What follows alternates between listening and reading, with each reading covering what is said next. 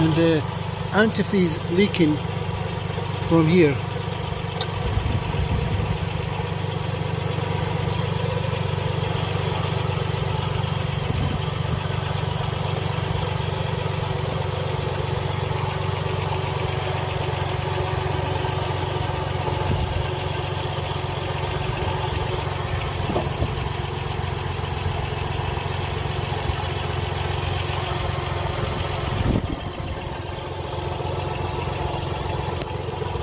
Coming from beneath this pulley.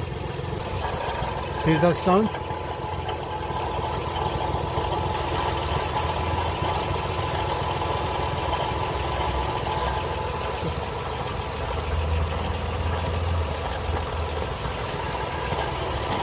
You can see the